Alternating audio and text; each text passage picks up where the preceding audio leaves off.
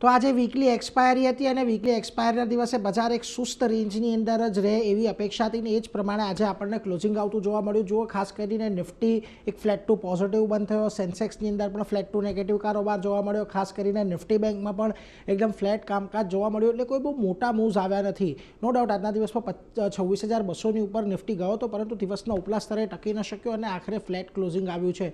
વેલ midcap પણ આજના દિવસે જો થોડુંક સુસ્ત રહ્યું છે, પરંતુ 5%ની એક તેજી તમને આજના દિવસે સ્મોલ કેપની અંદર ખાસ કરીને જોવા મળી છે. જો કે આજે તમને સેક્ટર સ્પેસિફિક અને સ્ટોક સ્પેસિફિક ઘણા બધા મૂવ આવતા દેખાયા. જે સેક્ટર્સમાં આજના દિવસે તેજી દેખાય એમાં જો સરકારી કંપનીઓમાં આજે સારી તેજી હતી, એનર્જી કંપનીઓમાં સારી તેજી હતી, એફએમસીજી, મેટલ આ બંનેમાં આજે એક સારી ખરીદદારી તમને જોવા મળી.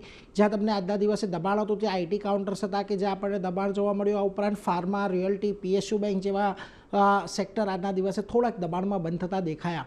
વેલ વાત કરીએ નિફ્ટીની તો આજના દિવસે પણ તમને અહીંયા કોલ ઇન્ડિયાના કાઉન્ટરમાં સૌથી સારી તેજી જોવા મળી. લગભગ 3.5%ની એક સારું બ્રેકઆઉટ આવ્યું. શ્રીરામ ફાઇનાન્સમાં જે સતત ત્રીજા દિવસે એક નવા શિખર બન્યા છે. આઈટીસી, અલ્ટ્રાટેક, સિમેન્ટમાં પણ એક તેજી સાથેનો આપણને કારોબાર જોવા મળ્યો. પરંતુ જ્યાં દબાણ આજના દિવસે હતું ત્યાં જુઓ ખાસ કરીને ઇન્ફોસિસમાં આજે થોડુંક પ્રોફિટ બુકિંગ આવ્યું.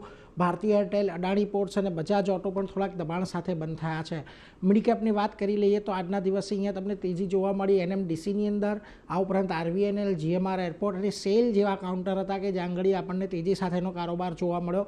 પરંતુ જ્યાં દબાણ રહ્યું ત્યાં જુઓ કોફોર્જ, એમએનએમ ફાઇનાન્શિયલ, એસીસી અને ફોર્ટિસ હેલ્થકેરમાં થોડી ઘણી દબાણ આવતું જોવા મળ્યું છે. હવે જુઓ ગઈકાલે આપણે ખાસ કરીને વાત કરી હતી 25,100, 25,300 આ એક રેન્જ બનેલી છે ને એ જ રેન્જની અંદર નિફ્ટી આવતીકાલે પણ કદાચ આપણને એક કન્સોલિડેટ કરતું દેખાય. પરંતુ આવતીકાલે મહત્ત્વની વાત એ છે કે સેન્સેક્સની મંથલી એક્સપાયરી છે, ગુરુવારે ક્રિસમસની રજા છે એટલા માટે. એટલે આવતીકાલે પણ એક એક્સપાયરીના દિવસે બજારમાં આપણને કદાચ સુસ્ત કારોબાર જ જોવા મળી શકે છે.